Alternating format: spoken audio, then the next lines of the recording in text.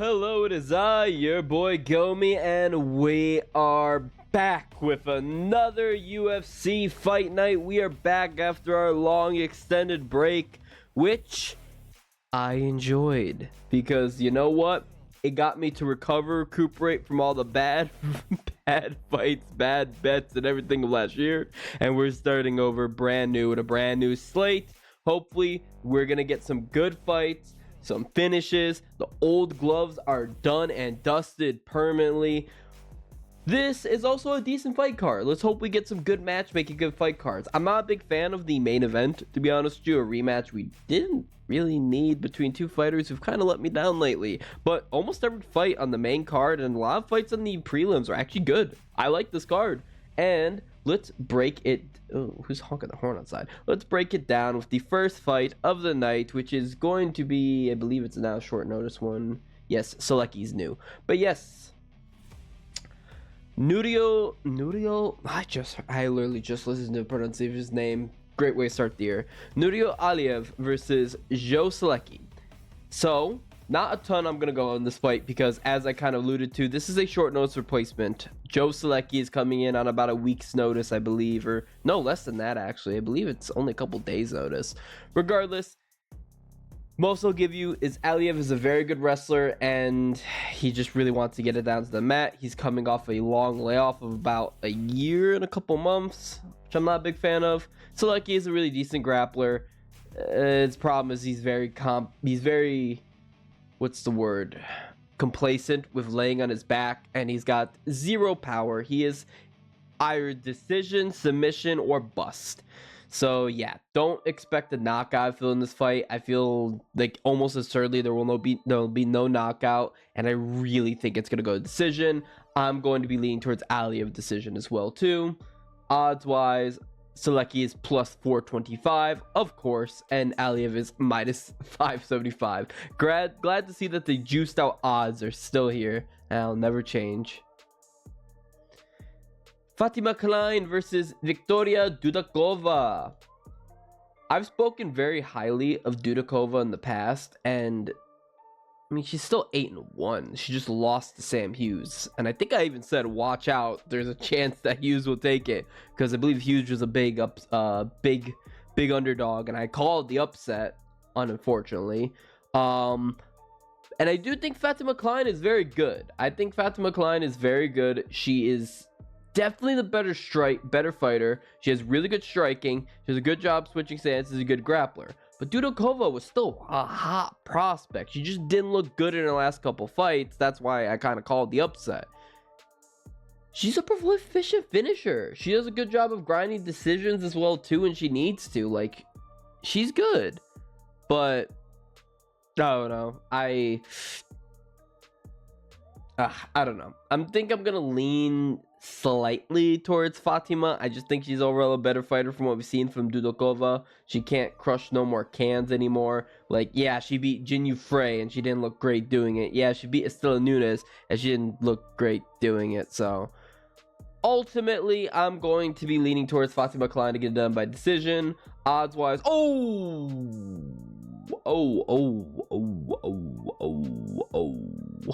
yeah, Fatima is minus 950. That's insane. I don't like that. All right.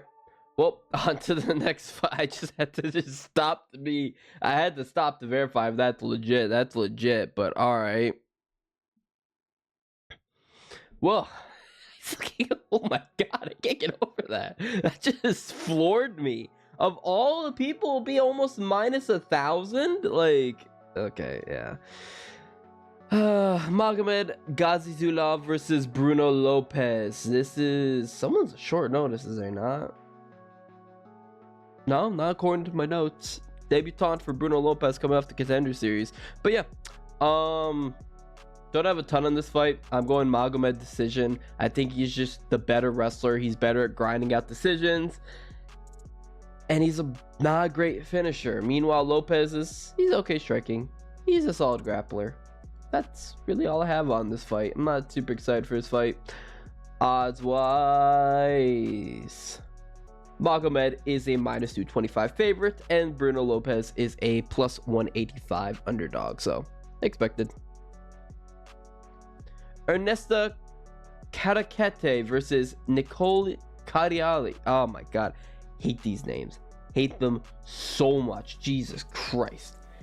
Ernesta has really good cardio and she has great output. She has insane output. I wonder if they have it on here. Yeah, 7.9 landed per minute. She throws a ton of volume, and she's a very big for the flyweight division, being 5'9", having a 6-inch reach height advantage, and well more than a 6-inch reach advantage. She's just big, a little bit lankier. Kalakari is a little bit thicker, a little bit more muscular, but overall Ernesta is going to be more sizable. I just don't like how Ernesta's grappling is sus and her striking defense is awful. I think Nicole will struggle in the striking realm to hit her, get to her, but I just think if she throws down the middle, but all right. The one thing too is Kalakari, she doesn't have a good wrestling upside. She has a massive reach disadvantage, but she has tons of power and she can connect, which is really weird to me. She's a great finisher, 100% finish rate, so it's weird to kind of like pick between the two. I could see a world where Nicole just absolutely floors her for a good shot down the middle, but I could also see her just throw non-stop volume, just shred her, Ernesta shred Nicole to pieces. But I don't know, it's a really weird one to me. I think I picked Ernesta decision going for my tape and my research, but like very iffy on it. Let's just look at the odds. I'm just gonna go with the favorite, and I picked the favorite. Minus 270 for Ernesta and plus 220 for Nicole. Preston Parsons versus Jacoby Smith. This has to be, there's another fight on here at short notice. I could have sworn it's this one. Yes, it is Smith, Jacoby Smith. He is the short notice one. But yes, Preston Parsons, he is definitely looking to get the fight down to the ground. He has very poor striking defense, and it kind of shows, hence why he really tries to wrestle in most of these fights. He really wants to get to the ground. His submission game is pretty good. His striking, not so much. Not a damn knockout to his career, but he has 9 submissions, so that means something. Meanwhile, Jacoby Smith, he has never lost, and he has 7 knockouts, so he wants to keep the fight standing, and he wants to land some good shots. I'm gonna be honest with you, short notice, but I do know a little bit about each guys because I saw Jacoby Smith on the Contender Series. I actually like the underdog, or the I don't know if he's underdog. I like the short notice guy. I like Jacoby Smith in this matchup. Yes, Preston Parsons has the submission grappling advantage, but I think as long as Jacoby Smith stuffs the takedowns, doesn't get it to the ground, I think he could win. I think he can knock out Parsons. So I'm gonna go with Jacoby Smith. Let's see, odds-wise. Wow. Jacoby Smith, minus 455. All right. I thought I was going against the grain. Never mind. I'm a sheep amongst the herd. And then it's plus 350 for Parsons. All right. Interesting. Now, on to the first fight that I think, last fight's pretty good. But on to the first fight where I'm like, okay, this is a pretty solid fight. Well, potentially. It's Thiago Moises versus Trey Ogden. And I'm going to be honest, the only reason I care much about this fight is because Moises is now at Fighting Nerds. Used to be American Top Team. Now at Fighting Nerds, I believe full-time. So let's see. Because Thiago Moises is pretty decent. He's had some good fights. He's lost to the best of the best. Like, he's lost to guys like Benoit Saint Denis, not best of the best in Saint Denis, but he's so good. But he did lose to champion Islam Makhachev, and to this day, Islam's the only guy ever finished him. Only guy to submit him. He got finished with the leg kicks by one fight, I remember. But regardless, Thiago Moises, I'm really curious to see what he's done. And Trey Ogden is always a very smart and educated fighter, a boring one, but he's overall just a very educated one. He's the head of his gym. I can't remember what gym it is. I should probably know that. But, I don't know. Trey Ogden just does a great job of making a fight boring, which sucks, man. I'm just not a fan of him. And he's also very wish-washy. He's got no power, no knockouts. He's just not my type of fighter. I'm mainly interested in this to see the improvements that Thiago Moises can make. But make no mistake, he could be proficient at winning. So Trey Ogden by decision is very likely. He's no Islam. Well, then again, I don't know, man. How the hell does he get the living crap beat out of him by Jordan Levitt and then beat Daniel Zellhuber? I'll never know. But regardless, I can see a world where Ogden wins by decision. I can't see a world where he wins by submission or knockout, but I'm going to be leaning towards Thiago Moises, and I'm going to be picking Thiago Moises to get it done actually by submission. All right. Oh, odds. I almost forgot there. That's a bad habit I will break. Okay. Where is it? Moises minus 198, Ogden plus 164. I think that should lean more towards Moises. All right, Marco Tuilio versus Ihor Potieria. I don't know how he's still in the UFC. I am so sorry. No offense, but how Ihor Potieria is still in the UFC, I'll never know. He beat Shogun. Everyone hated it. I mean, I didn't. Everyone hated it for the wrong reasons, in my opinion. Lost his UFC debut, beat Shogun, got the crap beat out of him by Bellato and Olberg. He beat, I can't even remember who he beat. Then he lost to Almeida and Piera. He's just not good. He's getting finished in most of these fights. He only didn't get finished by Cesar Almeida, which I'm still kind of shocked that he did that. And Marco Trujillo, on the other hand, he's a solid fighter. Good kickboxing, great power, and he's part of Shooto Box. Having a bigger guy at Shooto Box is interesting to me because they usually lighter fighters. No matter what, I think this should be a solid fight, but I think Ihor Potieria is probably going to get served. I mean, I can't pick him. I really can't pick him, to be honest with you. He's too wish-washy. But yeah, I'm going to say Tulio gets it done by TKO. Then we're going to have Jose Johnson versus Felipe Bunes. This is a very solid fight over here. Love some good old action-packed flyweight action. I don't know why people hate the flyweight division. They're better than the heavyweight division. Let's be honest here. They're better than the light heavyweight division as well. And they're probably better than the middleweight division. But oh well. Jose Johnson, pretty solid fighter. He is very tall and lanky for flyweight, being freaking 6 feet. God, he's taller than me, and he's a flyweight. Oh my God.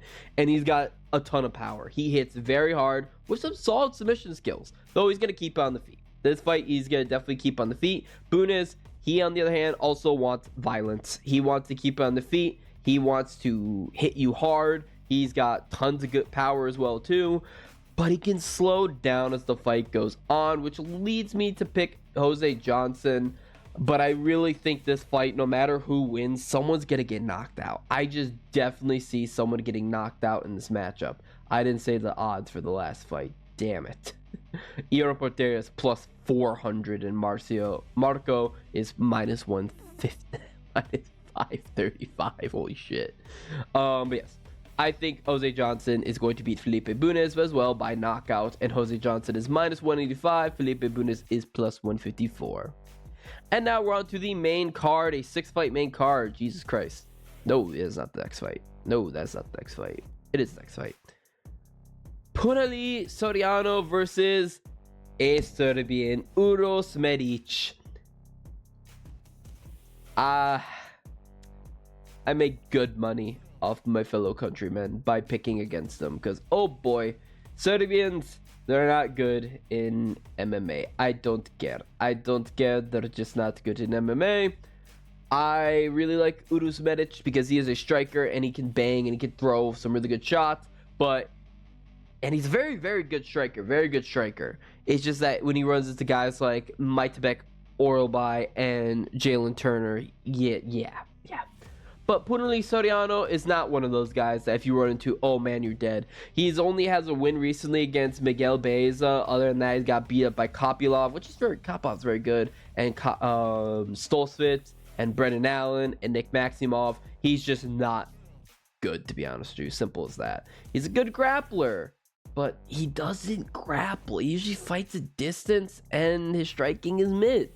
Meanwhile, Medic is a very good striker, tons of power. He just has 0 grappling defense. So that's the issue or the main worry with this. But otherwise, I think Udus Medic will get it done by KO. Odds-wise, hopefully he's a favorite. Odds-wise, he's not here. Oh, there he is. Yep, minus 192 for Udus Medic and plus 160 for Punali Soriano. C-Rod, Christian Rodriguez. I'm not calling him C-Rod. I don't like him. Christian Rodriguez versus Austin Bashi. Austin Bashi is a very solid fighter.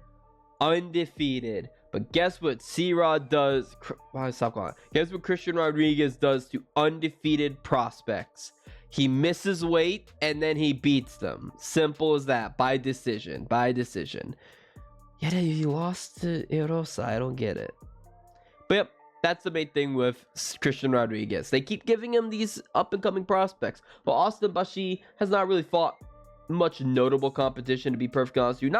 He's not can crushing, but he hasn't fought a ton of notable competition overall. He's the... Christian Rodriguez is the far better striker. Bashi is primarily a pressure-forward grappler with 0 striking upside. He does not want to strike. He wants to get it down to the ground or up against the fence. But Christian Rodriguez does really good against those people, especially if you get sloppy trying to grapple with him. He just takes advantage of it. Or if you gas yourself out not being able to finish him, he takes advantage of that. I like Christian Rodriguez in this matchup, but also, like, is he going to make weight? Oh, he's actually a featherweight now. Okay. I think he's small for the featherweight division. I think he's just a guy who just missed weight and got some easy advantages at bantamweight. I want to go with Bashi. But I think C-Rod could win this. I don't know. I gotta stop calling him C-Rod. I'm gonna just go with the favorite, which is Bashi. Yep. Minus 285 and plus 230 for Christian Rodriguez. I think I actually wrote Christian Rodriguez decision. Yeah, I wrote decision hard, as in I don't know. That's hard one. But I'm gonna go Bashi decision. I'm swapping it. These are some pretty solid fights now. Honestly, each of these next 3 fights, I'm be honest, are probably better than the main event. Maybe not the co-main event, which is funny. But Chris Curtis is taking on Roman Kopylov. Chris Curtis has been out for quite some bit, and Roman Kopylov is coming off a crushing defeat. But overall, this is striker versus striker delight. I know Chris Curtis can weight back a little bit. He could be a little bit lower volume and focus a little bit too much in counter striking. But Kopylov will be looking for the kill shots the entire time, which will cause Chris Curtis to go for the counter strikes the entire time. I like this fight a lot, and I'm going to be leaning towards Roman Kopylov. I like Chris Curtis. I know he was in the camp / best friend of Strickland, and I'm not a big Strickland fan, but Chris Curtis I never thought was bad, to be honest with you. He can whine a little bit, but he's been the action, man. He's had some good fights. Even fights where it's been lower volume, they've been good. It's just that Roman Kopylov is too dangerous of a striker, and Chris Curtis got beat up pretty bad on the feet by Kelvin Gastelum. So, hard fight to kind of gauge, just because Kopylov isn't beating the best guys, but he will definitely knock you out if he lands a good shot. I really like Kopylov's body kicks and his body work in general. I've seen Chris Curtis can be susceptible to that. So, but both guys are terrible takes. I don't see either guy getting knocked out. Honestly, I lean more towards Kopylov getting knocked out if I had to pick someone, but I don't see it being a knockout, and I see Kopylov getting the decision. Minus 258 for Kopylov and plus 210 for Curtis. Cesar Almeida versus Abdul Razak Hassan. I don't know. Every time I look at Hassan, he always looks way shorter than he actually is. But yeah, Cesar Almeida, very, very prolific kickboxer. Dangerous finisher unless you're Ihor Potieria. I don't know what happened there. I'm not going to lie. It's very insane. But Cesar Almeida is a very good kickboxer. I believe he beat Alex Bejeda way back in the day in kickboxing, or he fought against him and Alex won. I don't know. He used to be a kickboxer for glory. Abdul Razak Hassan, on the other hand, is a pit bull of a wrestler with good knockout power. Having 12 freaking knockouts, every win being a knockout, yeah, he's good. I wish you would lean towards his grappling a little bit more. As you see, he has a very low takedown. He's very low takedowns, but he does go for grappling a decent bit. It's just not as much as he should. But overall, he's got a ton of vicious power, and he's willing to knock you out. Cesar Almeida, I still think he has some good power, but he definitely hits very hard. I like Cesar Almeida in this matchup, but I acknowledge this is a very difficult one. It's a very, very difficult one. Overall, I'm going to be slightly leaning towards Cesar Almeida to get it done, and I'm going to pick him to get it done by... I'm going to say to get it done by decision. I haven't liked his finishing ability since he got to UFC. But yep, Abdul Razak Hassan. Yeah, no, I'm going to keep it. Cesar Almeida by decision. I'm going to keep it. I don't know. I was too on the fence with this one in the last fight. Odds-wise, Almeida minus 270, Razak plus 220. And then Santiago Ponzinibbio versus Carlston Harris. This is not a fight I care about, to be honest with you.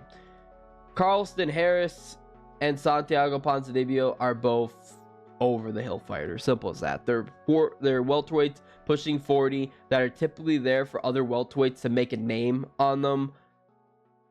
And some do, some don't. Chaos Williams beating the living piss out and knocking out Carlston Harris in his last time out. And who hasn't beaten Santiago Ponzinibbio, to be honest with you? I think the only guy who hasn't beaten him is probably Neil Magny and Mike Perry. And Alex Morono. Otherwise, Salikov, Kevin Holland, I saw that live in Miami. Neil, Michel Pereira, all these guys beat Ponzinibbio. Ponzinibbio is a very low volume striker who really just prods at you with a jab, and it's not good. And that's not great. It's good. It's not great. Meanwhile, Carlston Harris picks and prods at you at 76-inch reach. So it's hard to say. I feel like this is going to be a very slow fight. No guy really has any finishing upside that I'm very excited for. I'd say Ponzinibbio has the more power, but I think Harris is going to be the more competent striker. Either way, decision. And I'm going to lean towards...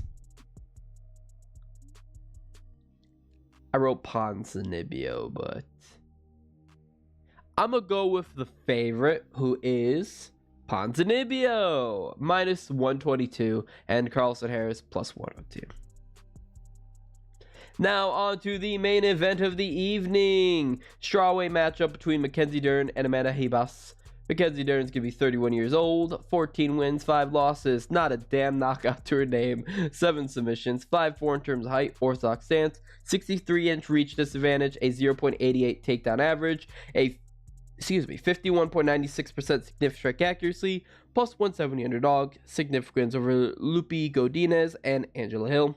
Amanda Ribas, 31 years old, 13 wins, 5 losses, almost the same exact stats. Wow. 4 knockouts, 4 submissions, 5'3" in terms of height, orthodox stance, 66-inch reach advantage, a 2.07 takedown average, significant strike accuracy of 50.72%, minus 200 favorite, significance over Luana Pinheiro, Viviana Arujo, and Brina Gentilova. Not Brina, it's supposed to be a V. Okay, they're next to each other. All right, I'm not that stupid. Again, not a great fight. I don't know how to say it other than that. I'll more so focus on what they've done recently, because their first fight was way back when. That was back in, like, I think 2019. That was way back when. 6 years ago. Yeah, I don't care about that fight anymore.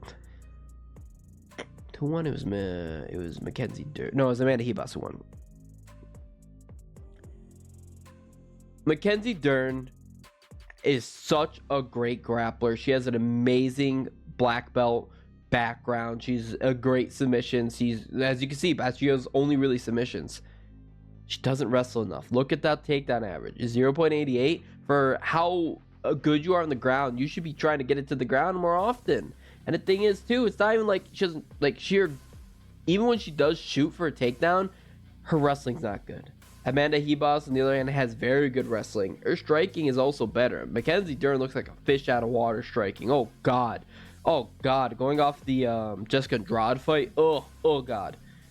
Mackenzie Dern, I feel we've seen her peak. I've said this before. We've seen her peak. And she did win her last fight after I said that. And Amanda Ribas is someone I always thought was a little bit better, but she ended up losing to Rose Namajunas her last time out. I don't know. That's why I'm not super excited for this fight. This is a weak matchup. I am going to be leaning towards Amanda Ribas to get it done, to be perfectly honest with you, but it's not high confidence. I know she's a minus 200 favorite, but I would not recommend betting that. It's not high confidence. I want to go decision with this fight, but is 5 rounds? Dear God, this did not need to be 5 rounds. Seriously, why isn't Coppola versus Curtis the main event? But I don't know. I'm going to be leaning, like I said, towards Amanda Ribas. Because I don't think she's good enough to knock out Dern. She's not submitting her.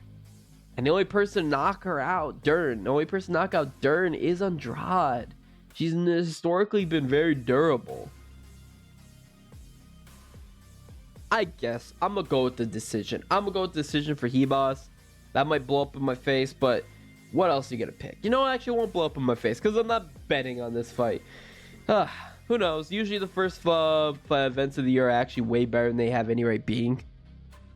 I think should be a good event. I think it will sour by the main event, but I'm open to being wrong. Ultimately, that's all I really have for that. I'm back excited UFC's back, and I'm really even more so looking forward to next week because UFC 311, that is probably one of the best looking cards I've seen, and ooh boy, I'm excited for that. Once again, this has been your boy Gomi. Be sure to like, subscribe, and comment down below. Bye bye.